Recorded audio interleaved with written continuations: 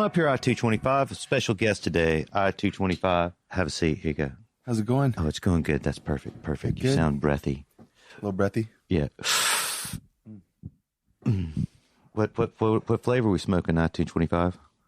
It's the cookies. Nice. Yeah, cookies. Tasty. Tony's always wanting to say names. You know, He knows it all. he says first names are fine. Yeah. Right. What's the top current weed in the Humboldt right now? What's the most in demand cannabis right now? I'd have to say the cookies. OG originally, Mm-hmm. Girl Scout. Girl Scout. Gorilla Glue. Yeah, the Gorilla Glue, the sherbet, all like has to do with cookies. Right. Do you have any sherbet? Have some growing right now. Oh yeah. Next time you see me, you should bring me some. And Gorilla Glue. I will, yeah. 225. You know it. All day. 225 all day. All day. That's great. That's great. I don't know. I think I saw it at the Cannabis Cup at the Emerald Cup. Yeah. They were selling 8s or grams of it. For like $60 probably? Yeah, and people were like lined it up. Yep. 100 people what? deep. Sherbet? 65 and 8. It was, I don't know how much it was. What was that? There's always something falling over there. I think it's bathroom door closing because he leaves the window You open. keep mentioning first names, man. Oh. Cut it out. Dude, never take Tony on a 1980s drug deal. Right? He would not do well on Miami Vice, don't you think? T300. Mm-hmm. No, he's outed as Humboldt Tony now. Oh, there you go. I wouldn't make a good cop. Yeah. Humboldt Tony, T300, Budular. Yeah, I like Budular. Budular, yeah, totally. It's classic. Ear, man. Ear. So we were talking earlier about the future of legal weed. Yep. What do you see happening? It's all starting to happen here in Humboldt. It's definitely happening here. Colorado, I see it a lot. Washington. I see it as creating a lot of job opportunities for people who want to, stay in the industry, not just get shoved out. Right. For like little mom and pop growers, especially with all the tinctures and the oils, all the extractions. I see that blowing up, It's not just about the buds, and it's happening fast. Yeah, no doubt. Are people only growing cannabis for extraction? Do you know people only growing cannabis for extraction? Sea Dog. I mean, he's making the oils. Right. It's not just waste product anymore. Yeah. Everybody, you got to use it all. Got to use it all, right? And some people, Yeah. I mean, to some degree, it's easier, right? Because if you're growing it just for extraction, you don't have to trim it. Yep. Maybe you big leaf it or something, but you extract that too. Majority, yeah. Right. And it's easy with if you do have moldy bud, you can extract that out and you still have fine quality. Right. But yeah, I guess, waste not, want not, right? Yeah. And the job offers, like I got one over in Washington that I didn't even know I was going to have like a week ago. They just need someone who knows what they're doing, Well, why'd they offer you a job? Because I know what I'm doing. I learned from the best. Oh, shit. We got the Godfather T300, Tommy Well. The T300. Yeah, I learned a lot from you too, Chip. T300. Oh, that's sweet. Yeah. That's sweet. Oh. If you keep your eyes and your ears open in Humboldt, You'll learn learn a lot. Right. Exactly. Again, it is who you know, for sure. So, yeah, a bunch of independent contractors, that's what's going to happen. Yeah. Right. That's a bunch of lot like of small permitting. people. Permitting, Right.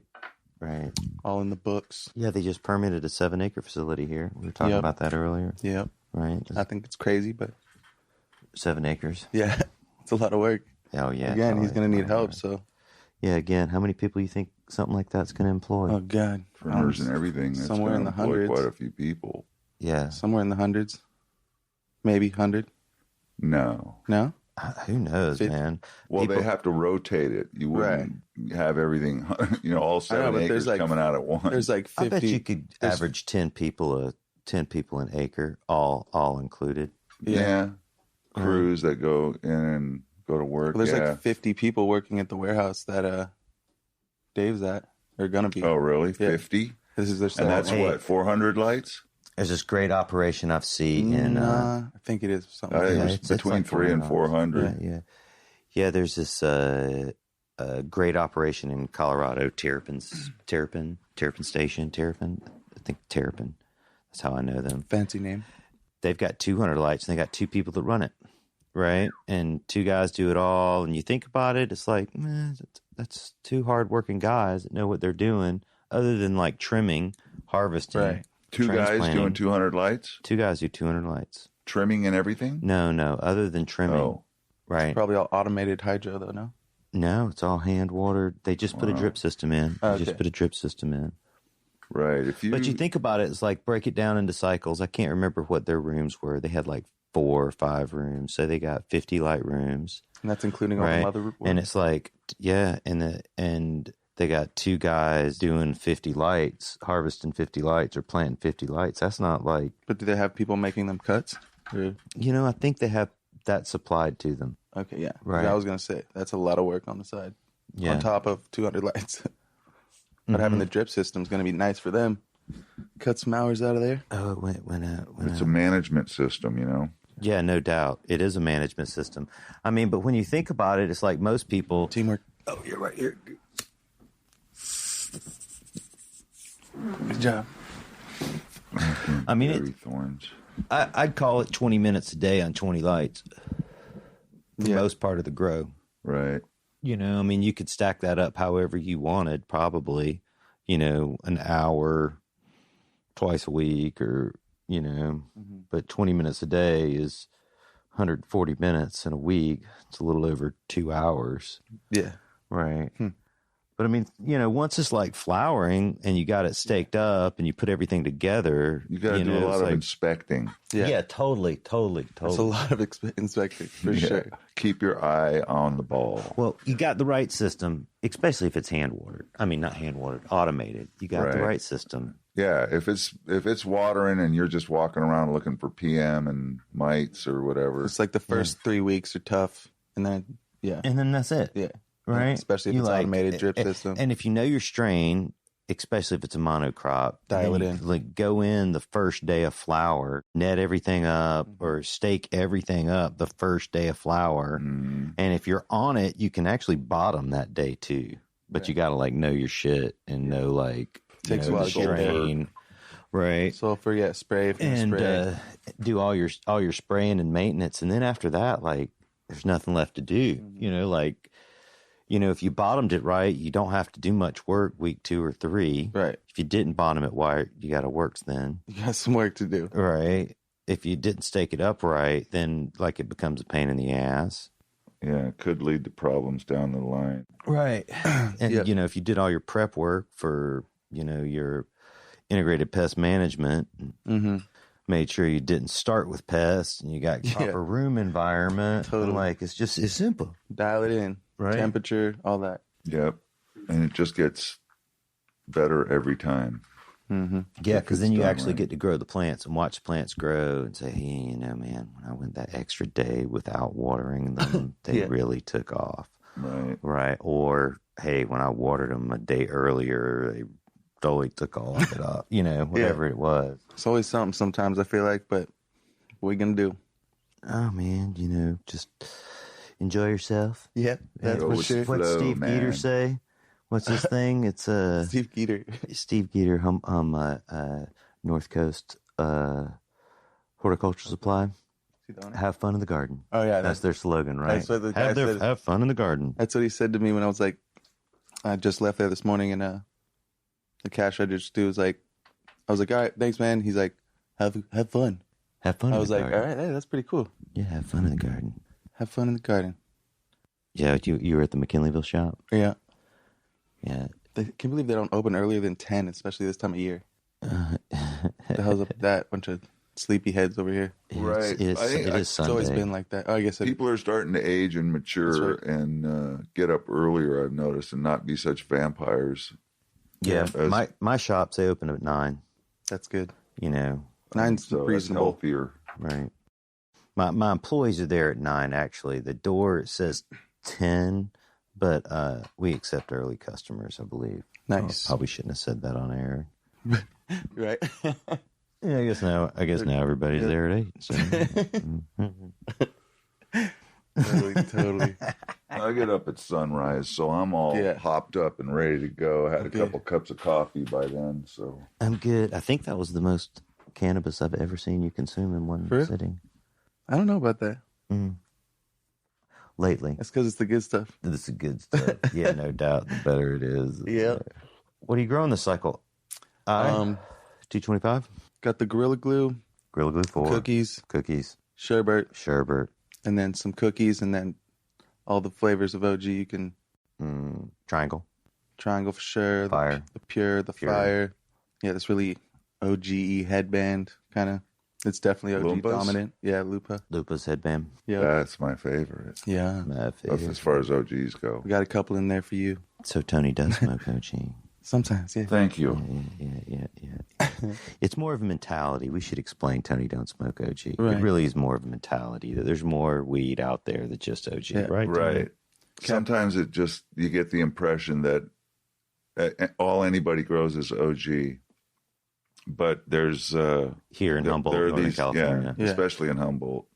There's these things called sativas, and Is Captain Sativa on the real mic. real sativas. yeah, it's real what I was sativas. raised on. Lamb's bread. Right. So back in the 60s Panamanian, and 70s, Colombian, the Colombian, Ethiopian, Jamaican, yep, Thai. but it's a whole Angola. different ball game growing that stuff. You got to go long term. Some take up to Got to be a little 24 weeks or even more patient. Yeah. Different fertilizing programs. Yeah, different fertilizing, totally different structure. Yeah, that stuff will stretch for like 5 Very weeks. hard to do indoors because it goes longer. It's way more prone to bugs and mold. Mm-hmm.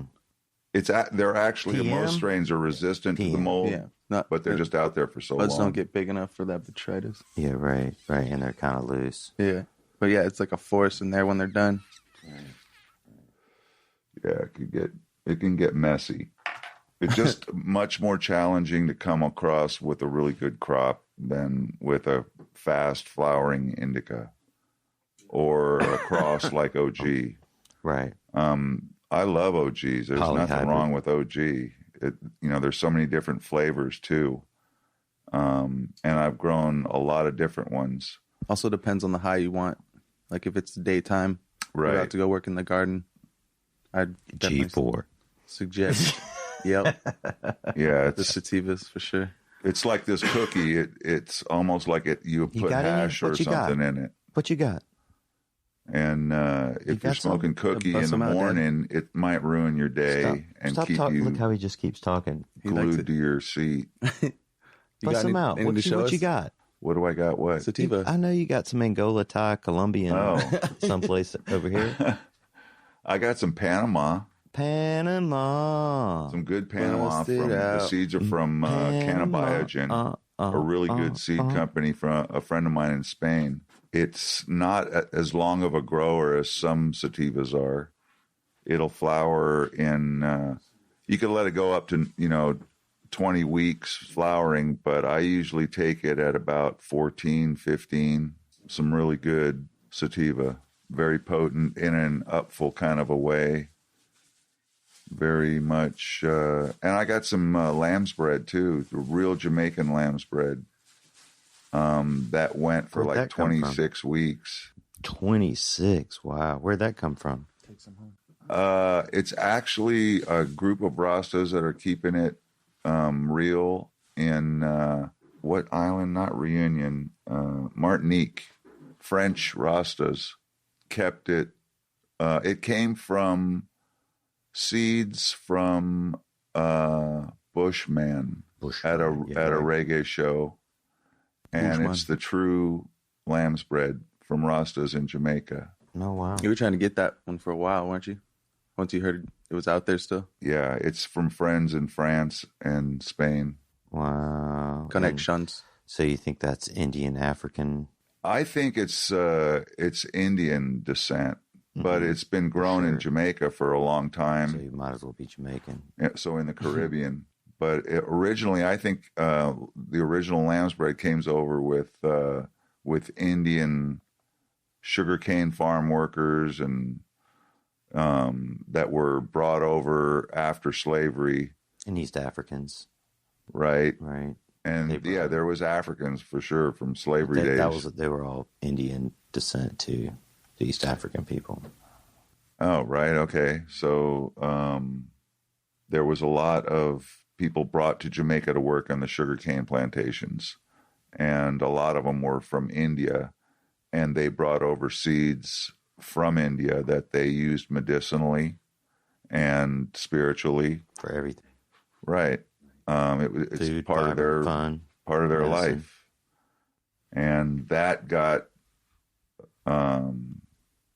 absorbed into Rastafarian religion. And that's their sacrament. A lot of mercy.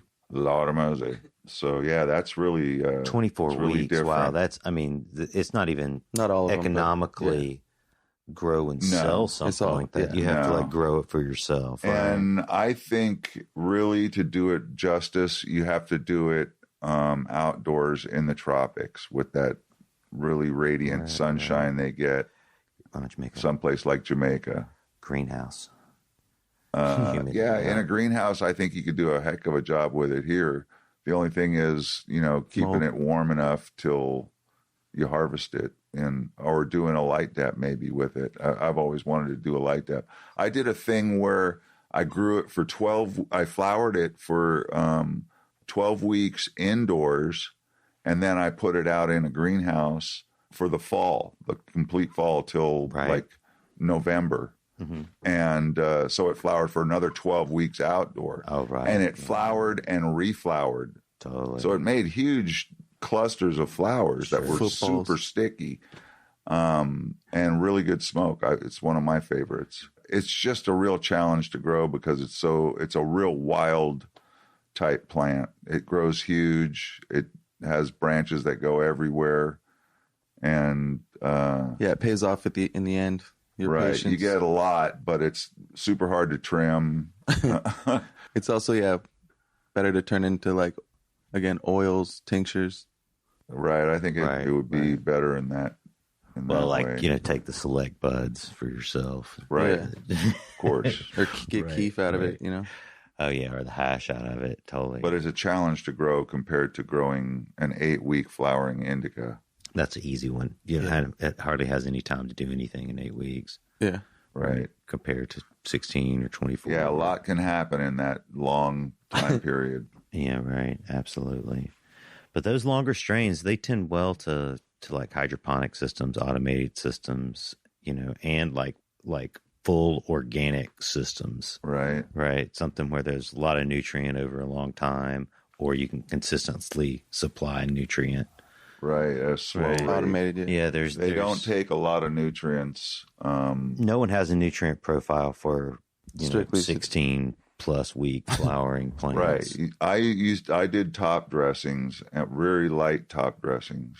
Well, Greenhouse Seeds, they actually come out with one, but I don't know quite about it. Yeah. It hasn't gained any popularity in the marketplace. We'll say that. It's been out for a couple of years. Yeah. They have a lamb's bread? No, Greenhouse Seeds. They have a nutrient line. sativa fertilization line. Oh, right. Okay. Right. I haven't kept up with their stuff. Yeah, I don't think it's too popular. Yeah. Greenhouse. Just saying. Oh, that's Arjan, right? The king of cannabis. Arjan, the king of cannabis. Yeah. Arjan, self-proclaimed king. Yeah, hey, that's what it takes, man. Self-proclaimed. Arjan Khan. Hey, let's do it right now. Dude, Tony Arjan Khan. is a weed expert, don't you think? Expert. All right. For sure. Tony's a weed expert. Told Tony you. Khan. I was taught by the best. Cannabis expert.